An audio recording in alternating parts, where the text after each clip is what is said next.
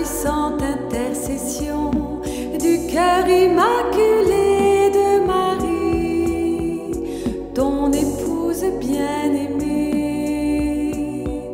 Viens, Esprit Saint, viens par la puissante intercession du cœur immaculé de Marie, ton épouse bien-aimée.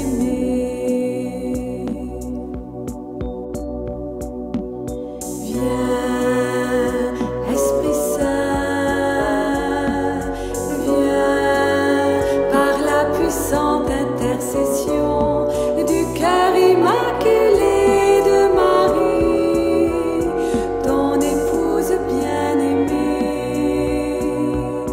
Viens, Esprit Saint, viens par la puissante intercession du cœur immaculé de Marie, ton épouse bien-aimée.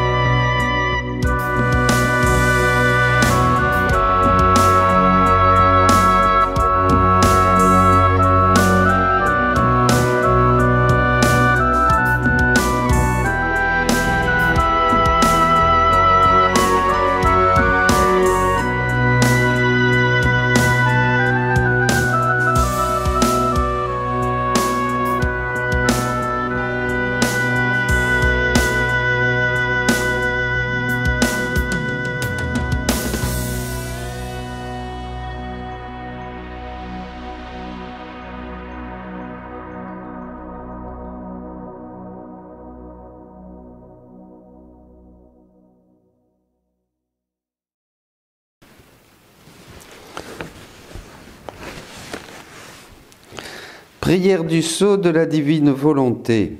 Seigneur Jésus, ma vie, avec ta très sainte mère, en ce début du mois de mai, la Sainte Vierge Marie et toute la cour céleste, j'entre dans ta divine volonté afin de pouvoir atteindre toutes les créatures, passées, présentes et futures. Sur chacune, je veux apposer le sceau de ta divine volonté, afin que, dans le sang divin de l'agneau, ce sceau puisse les purifier et les protéger. Reçois par cette prière, Seigneur Jésus, de la part de l'humanité entière, toute la gloire qui revient à ta puissance, à ta sagesse et à ton amour. Amen. Au nom du Père, du Fils et du Saint-Esprit, le Seigneur soit avec vous. Eh bien, c'est le 1er mai, fête de Saint-Joseph Travailleur, et c'est le début de ce beau mois de mai, tout consacré à Marie. Et c'est beau, mes amis, de pouvoir, en ce temps de confinement, eh bien, le Seigneur a voulu qu'il y ait des prolongations, peut-être pour encore en toucher quelques-uns, quelques cœurs, et être vraiment tout ce mois de mai introduit dans le royaume de la divine volonté, pas à pas, avec la Vierge Marie. Vous aurez sur le site les méditations de tous les jours de ce livre, dont je vous présenterai tout à l'heure, et nous allons cheminer. Marie est vraiment la reine du royaume de la divine volonté, et elle veut nous introduire en ces temps qui sont les derniers, dans ce royaume pour que nous puissions faire être ce qu'elle a toujours rêvé pour nous, les enfants, le triomphe de son cœur immaculé. Demandons pardon au Seigneur pour ne pas aimer assez Jésus, pour ne pas aimer assez Marie, pour ne pas assez lui faire confiance. Demandons-lui de nous dépouiller de notre volonté, comme elle le dit dans la première méditation, pour que nous soyons tout à elle et tout à Jésus. Demandons pardon au Seigneur. Je confesse à Dieu Tout-Puissant, je reconnais devant mes frères que j'ai péché en pensée, en parole, par action et par omission. Oui, j'ai vraiment péché. C'est pourquoi je supplie la Vierge Marie, les anges et tous les saints, et vous aussi, mes frères, de prier pour moi le Seigneur notre Dieu. Que Dieu Tout-Puissant nous fasse miséricorde, qu'il nous pardonne nos péchés et nous conduise à la vie éternelle. Seigneur, prends pitié. Ô Christ, prends pitié. Seigneur, prends pitié. Prions le Seigneur. Nous t'en prions, Dieu Tout-Puissant, nous qui avons reçu la grâce de savoir que le Christ est ressuscité, que ton esprit d'amour nous fasse vivre une vie nouvelle par Jésus le Christ, notre Seigneur, qui vit et règne avec toi dans l'unité du Saint-Esprit pour les siècles des siècles. Amen.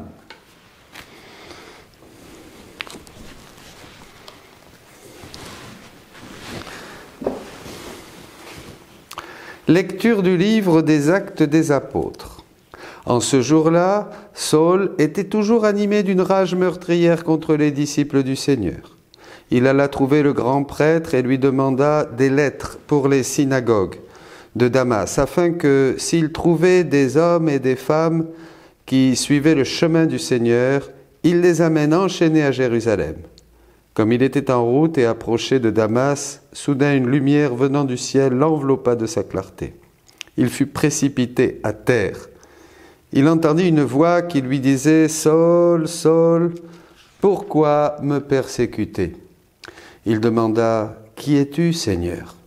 La voix répondit « Je suis Jésus, celui que tu persécutes. Relève-toi et entre dans la ville. On te dira ce que tu dois faire. » Ses compagnons de route s'étaient arrêtés, muets de stupeur. Ils entendaient la voix, mais ils ne voyaient personne. Saul se releva de terre et, bien qu'il eût les yeux ouverts, il ne voyait rien. Ils le prirent par la main pour le faire entrer à Damas. Pendant 3 jours, il fut privé de la vue et il resta sans manger ni boire. Or, il y avait à Damas un disciple nommé Ananie. Dans une vision, le Seigneur lui dit « Ananie !» Il répondit « Me voici, Seigneur. » Le Seigneur reprit « Lève-toi, va dans la rue appelée rue droite, chez Jude. Tu demanderas un homme de Tarse, nommé Saul. Il est en prière et il a eu cette vision, un homme, du nom d'Ananie, entrer et lui imposer les mains pour lui rendre la vue. Ananie répondit, « Seigneur, j'ai beaucoup entendu parler de cet homme et de tout le mal qu'il a fait subir à tes fidèles à Jérusalem. Il est ici, après avoir reçu de la part des grands prêtres le pouvoir d'enchaîner tous ceux qui invoquent ton nom. » Mais le Seigneur lui dit, « Va, car cet homme est l'instrument que j'ai choisi pour faire parvenir mon nom auprès des nations, des rois et des fils d'Israël.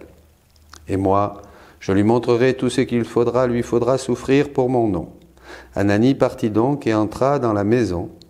Il imposa les mains à Saul en disant « Saul, mon frère, celui qui m'a envoyé, c'est le Seigneur, c'est Jésus qui t'est apparu sur le chemin par lequel tu venais. Ainsi tu vas retrouver la vue et tu seras rempli d'Esprit Saint. » Aussitôt tombèrent de ses yeux comme des écailles et il retrouva la vue. Il se leva, puis fut baptisé. Alors il prit de la nourriture et les forces lui revinrent. Il passa quelques jours à Damas avec les disciples et, sans plus attendre, il proclamait Jésus dans les synagogues, affirmant que celui-ci est le Fils de Dieu. Parole du Seigneur. Allez dans le monde entier proclamer l'Évangile. Louez le Seigneur tous les peuples, fêtez-le tous les pays. Allez dans le monde entier proclamer l'Évangile. Son amour envers nous s'est montré le plus fort, éternelle est la fidélité du Seigneur. Allez dans le monde entier proclamer l'Évangile.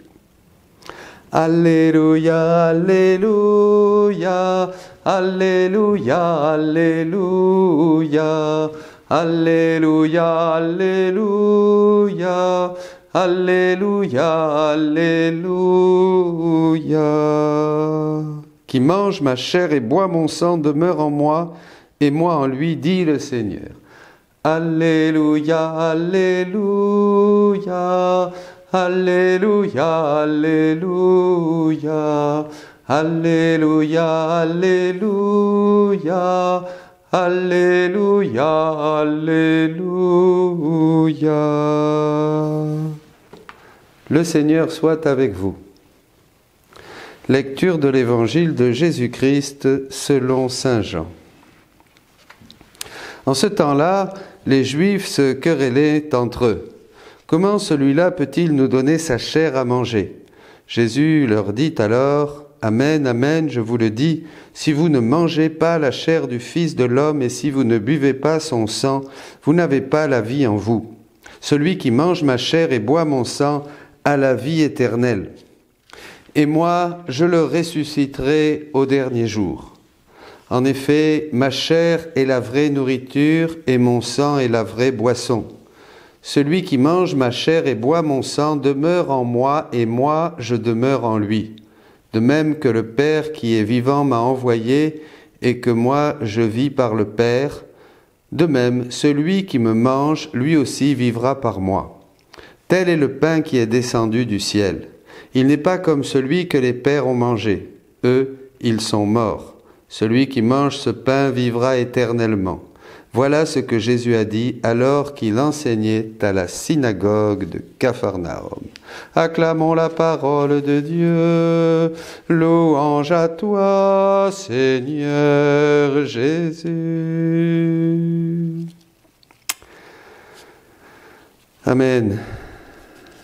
C'est le discours, mes amis, chapitre 6 de Saint Jean, le discours sur le pain de vie. Celui qui mange ma chair et boit mon sang, dira Jésus, a dit Jésus, dit Jésus. Oui, c'est quelque chose qui nous dépasse complètement. Dans l'Évangile, je crois qu'on est au début de la théologie de l'Eucharistie. On est au début de découvrir, on commence à découvrir, même après 2000 ans, ce qu'est l'Eucharistie. On ne sait pas, il est grand le mystère de la foi. Il faudra que, comme Paul, nous tombent des écailles des yeux, que nous voyons que ce Jésus, qui d'abord a été emprisonné dans le sein de Marie, c'est là, le Verbe s'est fait chair dans le sein de Marie, là, il a été... C'est la divine volonté d'ailleurs qui a été complètement réduite à l'impuissance. Saint Paul le dit au chapitre 2, lui qui était Dieu, de la lettre aux Philippiens, lui qui était Dieu n'a pas retenu le rang qu'il égalait à Dieu, mais il s'est anéanti. Et ce Jésus va être encore prisonnier de la main des hommes jusque durant sa passion, bien sûr. Et puis durant son humanité, la divine volonté va être emprisonnée. Durant 33 ans. Et enfin, mais alors jusqu'à aujourd'hui, dans tous les tabernacles. On n'a pas encore idée que c'est Jésus vivant dans l'hostie. C'est tout le mystère, c'est toute la vie, toute la divinité, donc tous les mystères de Jésus, toute la vie de Jésus, toute la vie divine, tout le mystère de la Trinité, toute l'humanité de Jésus aussi. C'est tout. On ne peut pas comprendre ça. Nous ne comprendrons qu'au ciel. Et il a voulu être encore prisonnier, être encore enfermé dans nos tabernacles où nous lui donnons bien peu, bien sûr, de gratitude, d'amour, de remerciement, de louange. Même quand nous allons communier, nous sommes encore très loin de venir avec les dispositions requises.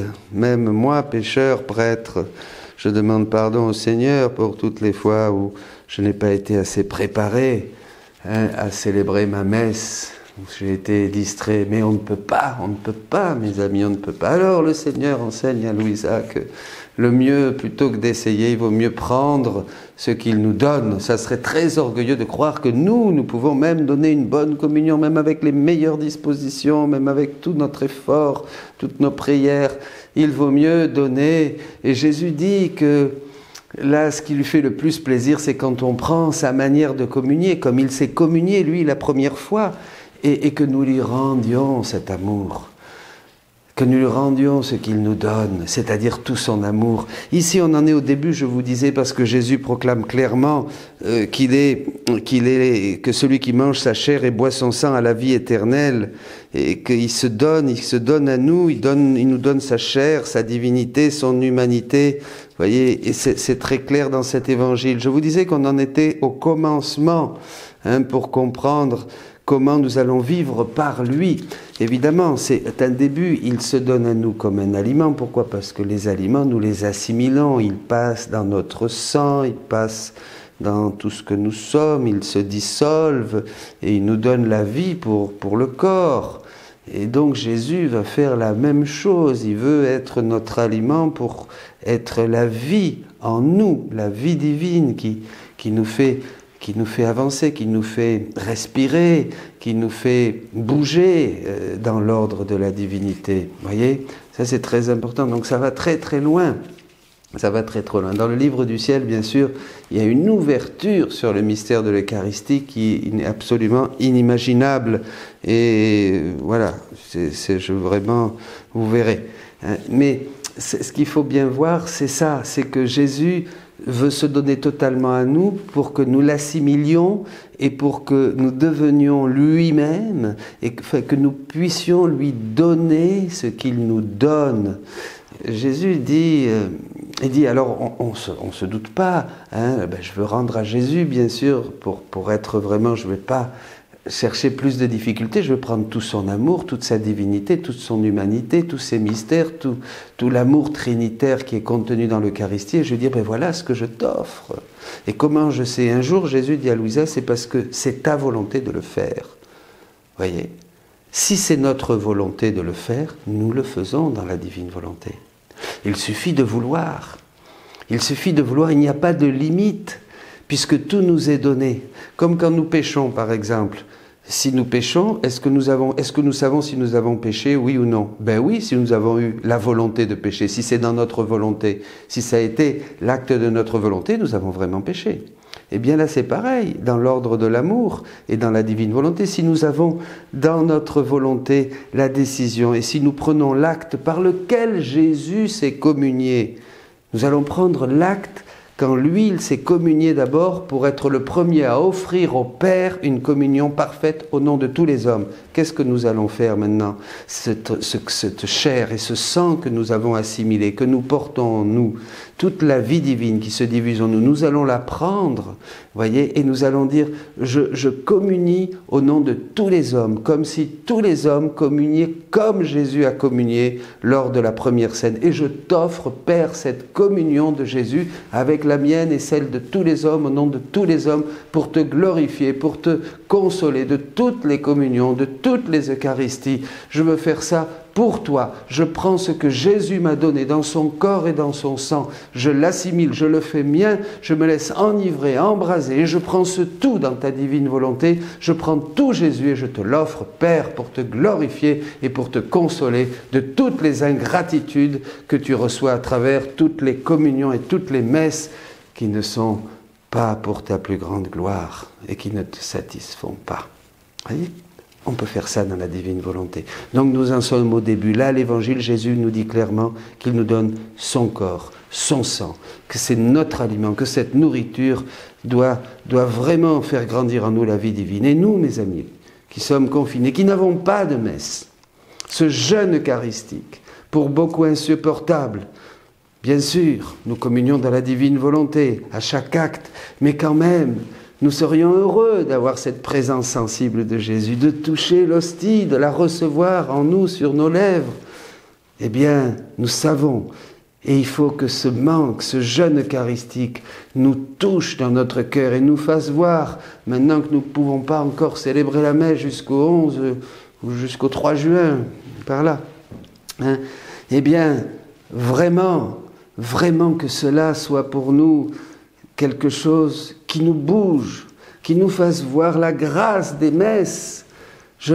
Une paroissienne me disait, j'espère qu'après ce confinement, toutes les églises, tous vont revenir, qu'il va y avoir une affluence de présence à la messe du dimanche, avec de la ferveur, avec de la reconnaissance de l'action de grâce.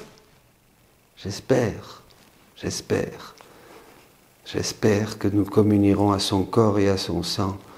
À partir de cette année 2020, tous, nous allons le demander pour tous, jusqu'à la fin de notre vie, d'une manière bien différente. Amen. Tu es béni, Seigneur, Dieu de l'univers, toi qui nous donnes ce pain, fruit de la terre et du travail des hommes, nous te le présentons, il deviendra le pain de la vie.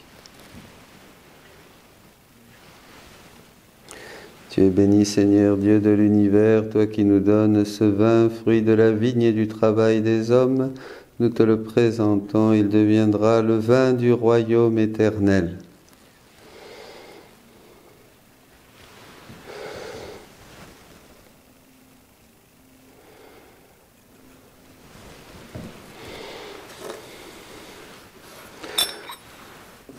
Moi de mes fautes, Seigneur, purifie-moi de mon péché.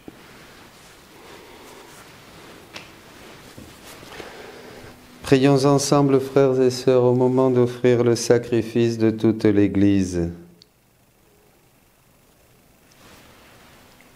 Dans ta bonté, Seigneur, sanctifie ces dons, accepte le sacrifice spirituel de cette Eucharistie et fais de nous-mêmes une éternelle offrande à ta gloire, par Jésus le Christ, notre Seigneur. Le Seigneur soit avec vous. Élevons notre cœur. Rendons grâce au Seigneur notre Dieu. Vraiment, il est juste et bon de te glorifier, Seigneur, en tout temps, mais plus encore en ces jours où le Christ, notre Pâque, a été immolé. Quand il livre son corps sur la croix, tous les sacrifices de l'ancienne alliance parviennent à leur achèvement. Et quand il s'offre pour notre salut, il est à lui seul l'autel, le prêtre et la victime. C'est pourquoi le peuple des baptisés rayonnant de la joie pascale exulte par toute la terre, tandis que les anges dans le ciel chantent sans fin l'hymne de ta gloire. Saint, Saint, Saint, le Seigneur Dieu de l'univers, le ciel et la terre sont remplis de ta gloire. Hosanna au plus haut des cieux. Béni soit celui qui vient au nom du Seigneur. Hosanna au plus haut des cieux. Toi qui es vraiment saint, toi qui es la source de toute sainteté, Seigneur, nous te prions. Sanctifie ces offrandes en répandant sur elles ton esprit, qu'elles deviennent pour nous le corps et le sang de Jésus le Christ, notre Seigneur.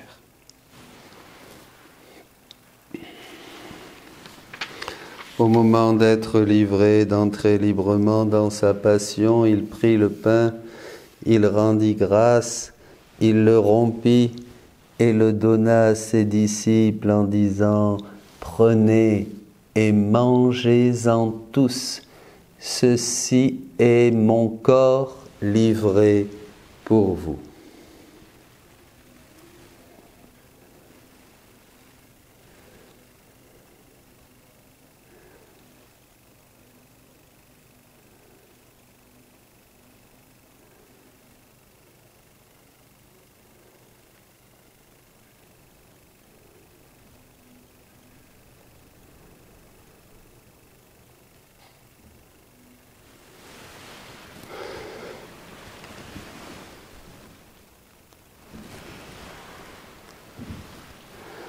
De même, à la fin du repas, il prit la coupe, de nouveau il rendit grâce et la donna à ses disciples en disant « Prenez et buvez-en tous, car ceci est la coupe de mon sang, le sang de l'alliance nouvelle et éternelle qui sera versé pour vous et pour la multitude en rémission des péchés.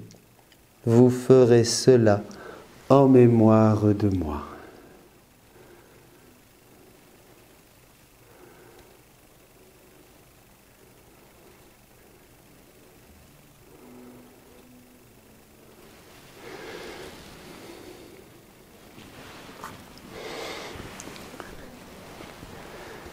Il est grand le mystère de la foi. Nous proclamons ta mort, Seigneur Jésus, nous célébrons ta résurrection, nous attendons ta venue dans la gloire.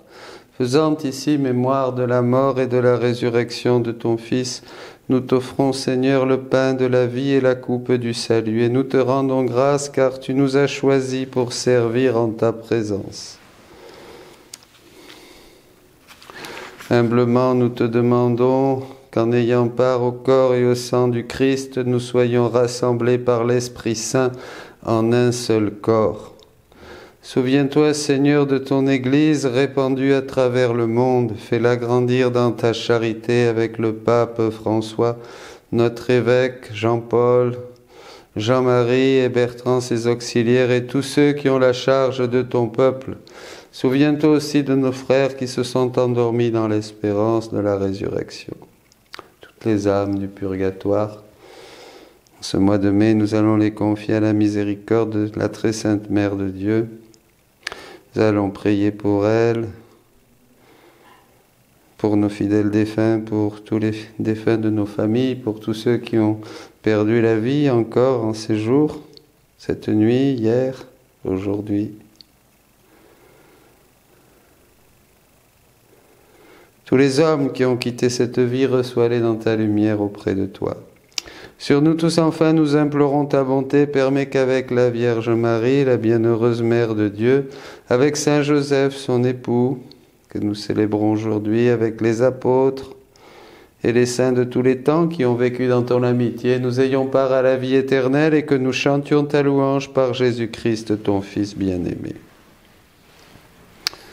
Par lui, avec lui et en lui, à toi, Dieu le Père Tout-Puissant, dans l'unité du Saint-Esprit, tout honneur et toute gloire pour les siècles des siècles.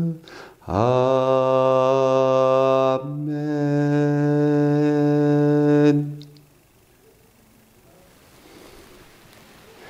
Comme nous l'avons appris du Sauveur, mes amis, ensemble prions. Notre Père, qui es aux cieux, que ton nom soit sanctifié, que ton règne vienne, que ta volonté soit faite sur la terre comme au ciel. Donne-nous aujourd'hui notre pain de ce jour, pardonne-nous nos offenses, comme nous pardonnons aussi à ceux qui nous ont offensés, et ne nous laisse pas entrer en tentation, mais délivre-nous du mal. Amen. Délivre-nous de tout mal, Seigneur, et donne la paix à notre temps. Par ta miséricorde, libère-nous du péché, rassure-nous devant les épreuves en cette vie, où nous espérons le bonheur que tu promets, l'avènement de Jésus-Christ, notre Sauveur. Car c'est à toi qu'appartiennent le règne, la puissance et la gloire pour les siècles des siècles. Seigneur Jésus-Christ, tu as dit à tes apôtres, je vous laisse la paix, je vous donne ma paix. Ne regarde pas nos péchés, mais la foi de ton Église. Pour que ta volonté s'accomplisse, donne-lui toujours cette paix et conduis-la vers l'unité parfaite, toi qui vis et règnes pour les siècles des siècles. Que la paix du Seigneur soit toujours avec vous. Agneau de Dieu, qui enlève le péché du monde, prends pitié de nous. Agneau de Dieu, qui enlève le péché du monde, prends pitié de nous. Agneau de Dieu, qui enlève le péché du monde, donne-nous la paix.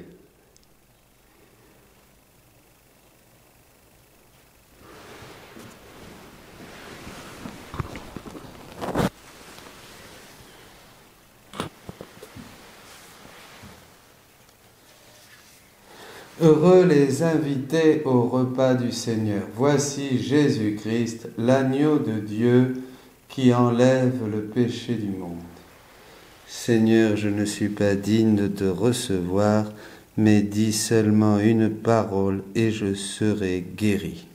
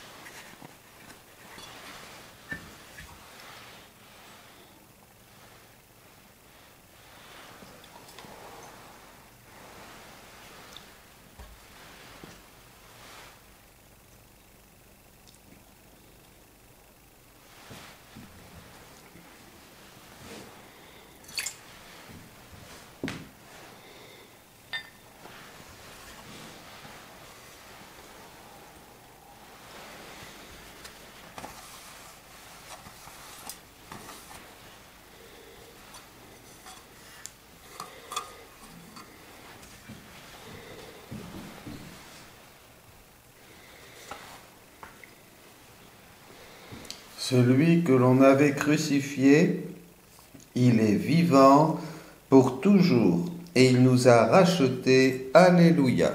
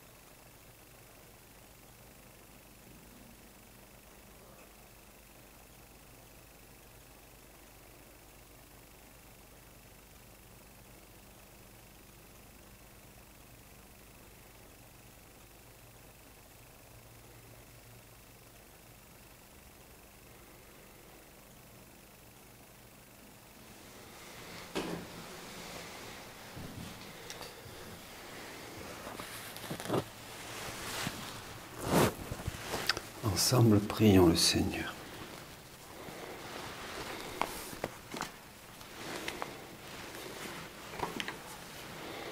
Nous venons de communier, Seigneur, au don sacré du corps et du sang de ton Fils, et nous te prions humblement que cette Eucharistie offerte en mémoire de lui, comme il nous a dit de le faire, augmente en nous la charité par Jésus le Christ, notre Seigneur. Le Seigneur soit avec vous, et que Dieu Tout-Puissant vous bénisse, le Père, le Fils et le Saint-Esprit. Allez dans la paix du Christ. Nous allons nous consacrer à Marie en ce début du mois de mai.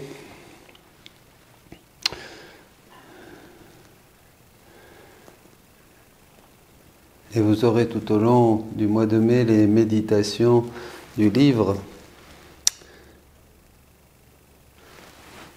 des 33 jours, un des derniers que Louisa a reçu, où la Vierge Marie, pas à pas, jour après jour, nous apprend à vivre dans la divine volonté. C'est une des plus belles choses que j'ai lues dans ma vie, et c'est vraiment un livre, dit la Sainte Vierge, qui vient du ciel, qui nous est vraiment donné du ciel. Vous découvrirez vous-même, et donc vous pouvez écouter en audio les méditations récitées par le Père Paul dans notre site Disciples amoureux missionnaires.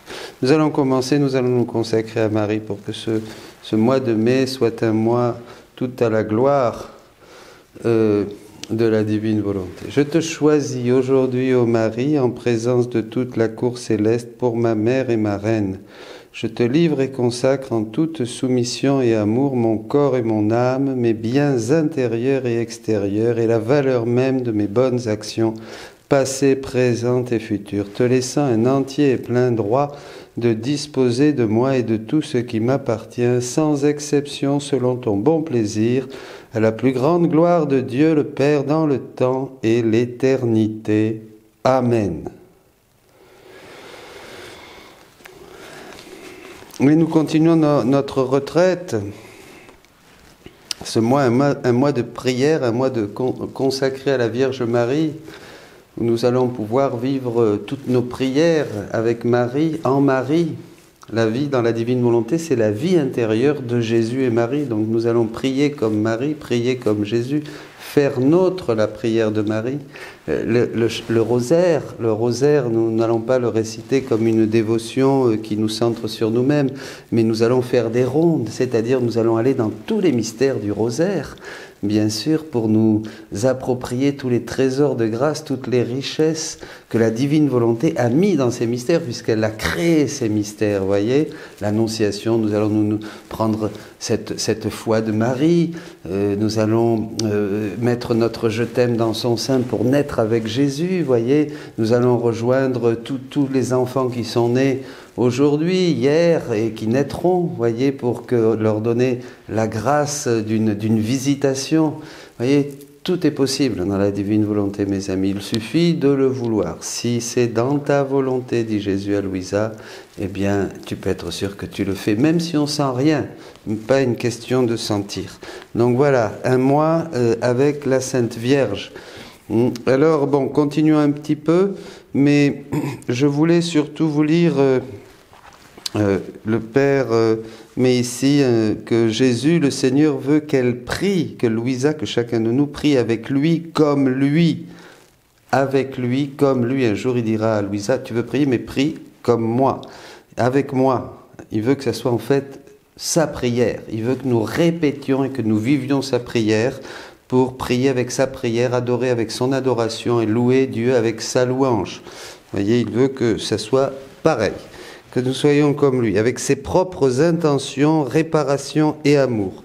Au livre 11, le 6 septembre 1913, Jésus parle des heures de la Passion. Bien sûr, nous n'avons pas le livre des 24 heures de la Passion, c'est la plus puissante prière. Donc il ne s'agit pas de le laisser tous les jours, je vous conseille de continuer 5 minutes, 10 minutes. Quelqu'un me demandait s'il fallait prier 1 heure, mais non, bien sûr, on ne peut pas, on adapte. Puis souvent, en lisant quelques pages avec les intentions de Jésus, quelques pages, que dis-je ? Quelques lignes avec les intentions même de Jésus, en faisant nôtre ses prières, ses réparations de Jésus, au nom et pour tous les hommes, bien, ça suffit, on est nourri. Il ne faut pas, quand l'Esprit nous arrête, quand Jésus nous arrête pour faire vraiment nôtre ses trésors, arrêtons-nous. Je pensais aux heures de la Passion et au fait qu'elles sont sans indulgence. Ce qui fait que ceux qui les font ne gagnent rien, alors qu'il existe de nombreuses prières enrichies d'indulgence. Louisa donc se pose des questions. Louisa, c'est chacun de nous, bien sûr. Avec beaucoup de gentillesse, mon toujours aimable Jésus me dit « Ma fille, on peut gagner quelque chose par les prières indulgenciées, mais les heures de ma passion, qui sont mes propres prières, et qui débordent d'amour, viennent du tréfonds de mon cœur. Aurais-tu oublié combien de temps nous avons mis pour les composer et que par elles, des châtiments se sont changés en grâce sur toute la terre ? Vous vous rendez compte ? Nous dupliquons la passion de Jésus. Et chaque fois que nous le faisons, tous les mérites de la passion de Jésus se déversent dans notre âme et sur la terre. Et oui, c'est ça la foi. C'est ça les mystères de la foi. C'est que nous ne pouvons pas limiter la foi à ce que nous pensons croire. C'est ça le problème. C'est que ma foi c'est ça. Et toi, la mienne c'est ça. Et la tienne, la mienne c'est ça. Non, mes amis, la foi c'est moi, dit Jésus à Louisa. La foi c'est moi. Dieu est la foi, dit Jésus. Bon, un autre jour nous creuserons ça, mais c'est absolument incroyable. Ma satisfaction par rapport à ces prières est telle que, plutôt que des indulgences, je donne à l'âme une surabondance d'amour accompagnée de grâce d'un prix incalculable. Quand elles sont faites dans un amour pur, elles permettent à mon amour de se déverser, et cela n'est pas banal, que la créature puisse donner du soulagement à son Créateur et lui permettre de déverser son amour. Nous donnons du soulagement à Dieu quand nous prions dans la divine volonté, puisque nous lui donnons tout ce qu'il nous a donné. Et cela le console et lui permet de déverser son amour sur toute l'humanité. Faisons ça, mes amis, au nom de tous les hommes. C'est ce qu'a fait la Vierge Marie toute sa vie depuis sa conception. jusque dans son Assomption, et il continue de le faire dans le ciel. Si tu veux prier, prie comme je prie. Si tu veux adorer, dis-moi d'adorer avec ma divine volonté. Demande-moi d'adorer avec ma divine volonté. Mes amis, demandons cette grâce en ce beau mois de mai à notre Mère, la Vierge Marie, la Reine du royaume de la divine volonté. Bonne journée, soyez bénis.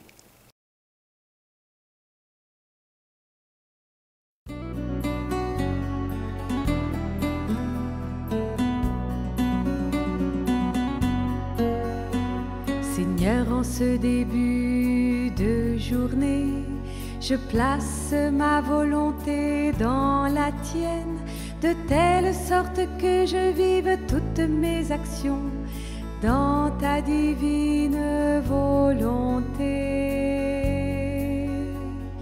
Que son soleil se lève en moi et que mes actes ne fassent qu'un avec les tiens.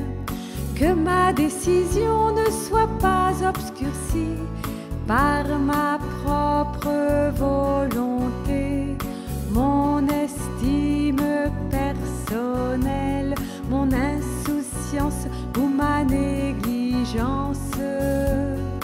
Gloire à toi, Seigneur.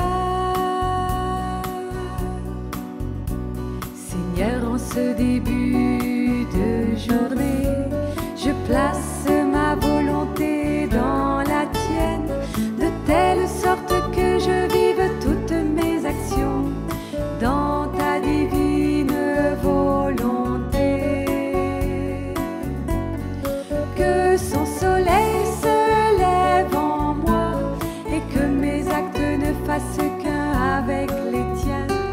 Que ma décision ne soit pas obscurcie par ma propre volonté, mon estime personnelle, mon insouciance ou ma négligence.